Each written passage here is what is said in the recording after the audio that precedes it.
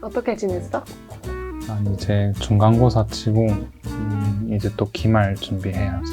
뭐하고 지냈어? 나 그냥 휴학하고 응. 아무것도 안 해. 착실하게 살아야지. 진짜 부럽다. 우린 이제 막 중간고사를 끝냈다고. 그래, 오늘은 쉬러 왔으니까 재밌는 이야기 한번 해보자고. 그럼 오늘의 이야기는 어떤 이야기야? 좋아. 오늘 이야기는 내가 대한민국 임시정부와 깊은 관련 있는 사람을 소개해 줄 거야. 어느 날은 임시정부의 귀가 되기도 하고 또 어느 날은 경영자가 되어서 이끌어 나가기도 하고 또 어느 날은 언론인으로서 일제에 저항하기도 하고 어느 날은 교육자로서 미래를 바라보기도 했지. 조국을 위해 살고 죽다. 오늘의 이야기. 독립운동가 백산 안희재 선생의 이야기. 1885년 8월 4일 경남 의령군 부리면 입산리 4남매 중 장남으로 태어나 7살이 되던 해에 집안의 형인 안익재에게 한학을 배우는데 이 능력이 빛을 보기는 어려웠어. 왜? 아직 어려서 그런가? 안희재 선생이 살았던 시대에는 한반도를 두고 열강들이 싸우던 시대지. 중국이랑 일본이 싸우고 또 러시아랑도 싸우고 위아래로 이렇게 막 치고받고 싸우는데 시를 쓰는 게 과연 필요 있을까? 그렇지, 쓰기 어려울 것 같다.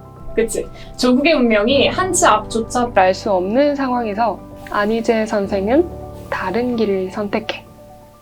국가가 망해가는데 선비가 어디에 쓸 것입니까?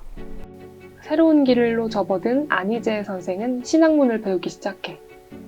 1905년 일사조약이 체결되고 이듬해 서울로 올라와서 흥화학교, 보성 전문학교를 거쳐서 1907년 양정의숙으로 진학해. 이 과정에서 한 가지 중요한 사실을 발견해. 어떤 사실? 그게 바로 교육이야.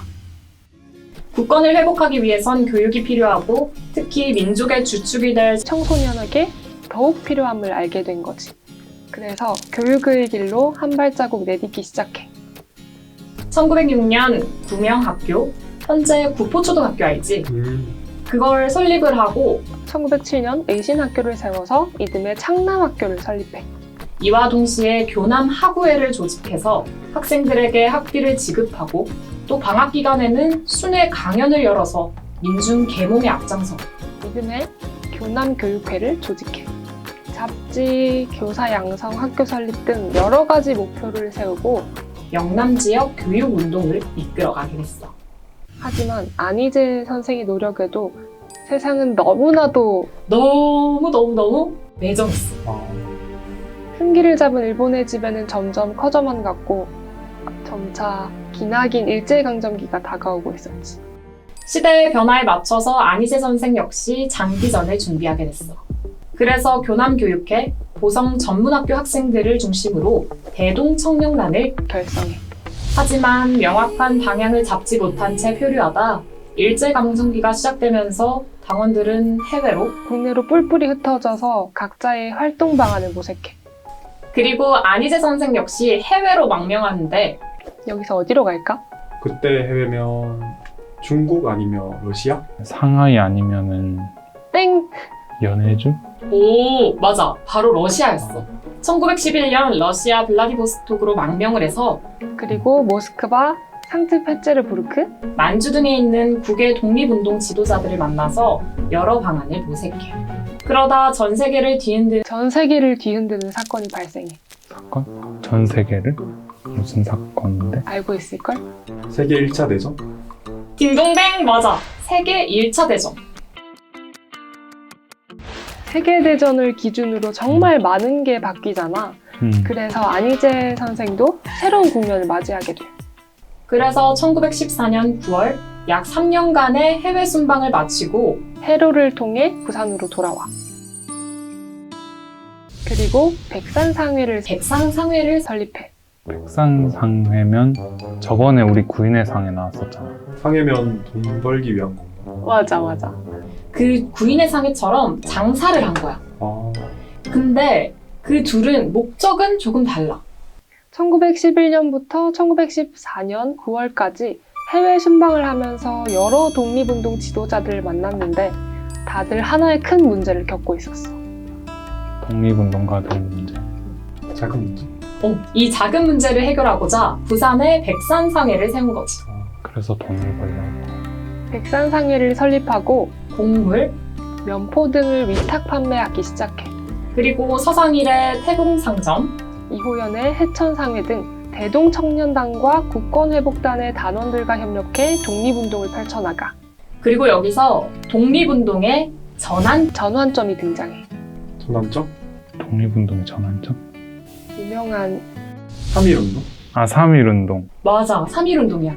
이 3.1운동을 계기로 등장하는 한 단체가 있는데 안희재 선생은 이 단체에 자금을 지원해. 그 단체는 1919년 4월 상해에 수립된 대한민국 임시정부야. 당시 정확한 금액을 알 수 없지만 백산상회에 근무했던 남형우가 1919년 4월 거금을 가지고 상해 임시정부로 망명하기도 했고 백산상회가 백산무역 주식회사로 전환할 때 참여했던 윤현진이 임시정부의 재무차장에 선임되기도 해. 하지만 백산상회의 재정 상태는 점차 악화되어 당시 국내외의 경제 상황이 꽤 괜찮았음에도 채무는 계속 늘어나고 또 주주들의 배당을 단 한 번도 주지 못할 정도로 상황이 안 좋았어. 결국 1928년 파산을 하게 돼. 비록 사업을 통한 독립운동 지원의 불은 점차 꺼져갔지만 다른 한편에선 그 불이 활활 타오르고 있었지. 어떤 방면이지? 굉장히 유명한 신문사의 창간에 참여했지. 신문사. 신문이면 부산일보는 아닐 것 같고. 지금도 있는 그런 신문인가? 맞아. 그러면 중앙일보? 땡. 동아일보. 동아일보? 동아대. 바로 이 동아일보야. 동아일보야. 이렇게 1919년 3.1운동을 기점으로 문화통치가 시작되고 또 백산상회가 기울어지기 시작할 무렵 안희재 선생은 동아일보의 발기인 78명 중 한 사람으로 참가해. 그리고 1921년 6월까지 부산지국을 운영했어. 그럼 이것도 사업 아니야? 하나의 사업 아닐까?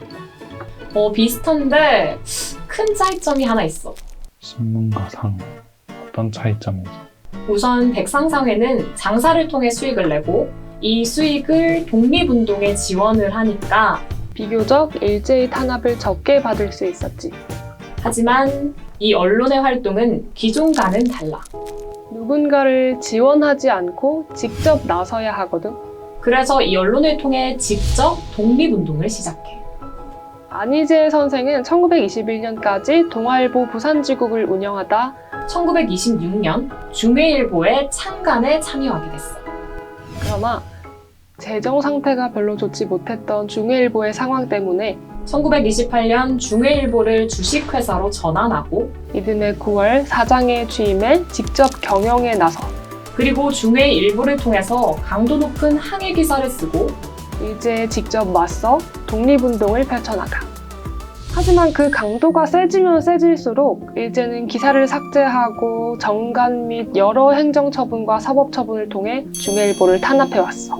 이런 지속된 탄압으로 1929년에는 16회, 1930년에는 30회의 기사가 삭제됐는데 이는 재정적으로 안정적이지 않았던 중해일보에겐 치명타를 빈 거나 마찬가지지.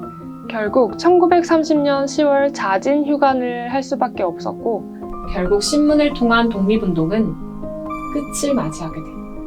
그리고 이듬해 만주사변이 발생해.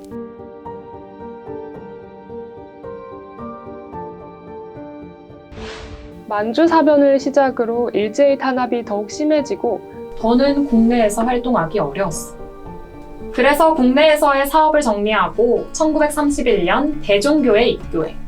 그리고 독립운동의 거점을 확보하기 위해 동경성으로 이주해서 그곳에 농장을 세워. 그 이름이 바로 발해 농장이야. 발해? 발해면 발해의 수도가 동경성 아니야? 그치. 안희재 선생은 발해터에 이 농장을 세우고 그곳에 농민들을 이주시켜서 또 자작농을 육성하고자 했어. 1934년에는 대종교 교주 윤세복이 활동을 재개하면서 이 동경성으로 총본사를 옮겨와. 이를 통해 발해농장이 독립운동의 경제적 기반이자 대종교의 중심으로 만들어 그리고 이곳을 민족 정신의 중심지이자 독립운동의 근거지로 만들고자 했어. 이런 안희재 선생의 노력은 점차 빛을 발휘해. 요새가 확대되고 발해농장이 자리를 잡기 시작하자 이곳이 독립운동의 새로운 중심지로 떠오르기 시작해. 하지만 발해농장이 커지면 커질수록 누군가의 눈에는 거슬리기 시작하겠지. 그 나라는 1938년 중일전쟁, 또 1941년 태평양 전쟁을 일으키고 제국주의 야망의 절정을 분출하던 일본이야. 그들의 눈에 이 발해농장이 떠오르는 일이 생겨. 무슨 일이었을까? 1942년 3월 대종교 총본사는 발해 고궁지에 천진전이라고 단군의 영정을 모신 집을 짓기 시작해. 이 과정에서 자금이 필요했던 안희재 선생은 지난번에 이야기했던 것처럼 구인회 회장을 찾아가 자금 지원을 받았지. 이를 바탕으로 대종교는 더욱 성장해. 하지만 대종교의 확장세는 일제 위협이 되기 시작했어. 그래서 만주의 일본 경찰이 발해 농장을 공격해. 그 계기는 바로 이 그래서부터 시작해. 그게 뭐야? 읽어볼래? 펼쳐서 읽어봐. 논리 펴는 말. 일어나라 움직여라. 이 글은 조선어학회 이금로가 대종교주 윤세빈에게 보낸 편지의 내용이야. 이게 왜? 이걸 한번 쓰고 봐봐. 선글라스?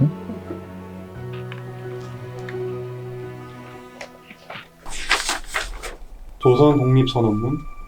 봉기하라, 폭동하라. 봉기하자, 폭동하자. 앞에 있는 글은 원본의 내용이고 뒤에 있는 글은 일본 경찰이 번역한 글이야. 이게 이렇게 된다고? 이걸 이렇게 번역을 했다고? 그냥 명분인 거지. 이 글을 문제 삼아 대종교 간부 21명을 체포하는데 그 사건이 이모교변이야. 그리고 안희재 선생 역시 체포돼서 만주의 목당강성 경무청으로 이송돼서 8개월이 넘는 기간 동안 고된 고문을 받고 고문 후유증으로 1943년 8월 보석되지만 나온 지 불과 3시간 만에 고문 후유증으로 영재의원에서 세상을 떠나. 3일도 아니고 3시간. 비록 살아생전에 조국의 광복을 보시진 못했지만 1945년 8월 15일 한반도는 해방됐고 1962년 안희재 선생은 건국훈장 독립장이 추서되었어. 그리고 지금 중구 쪽에 가보면 아마 현석이 너가 봤을 수도 있을 것 같아. 이 백산 기념관이 있다? 아, 본 적 있는 것 같아? 아, 이게 실제로 있는 거구나. 지나가다가 본 것 같기도 하고. 그치? 남포동이랑 되게 가까워서 아, 우리 접근성도 좋으니까 한번 놀러 갔을 때 한번 방문해보는 것도 좋을 것 같아요. 그리고 백산기념관 자리가 옛날에 백산상회 자리거든?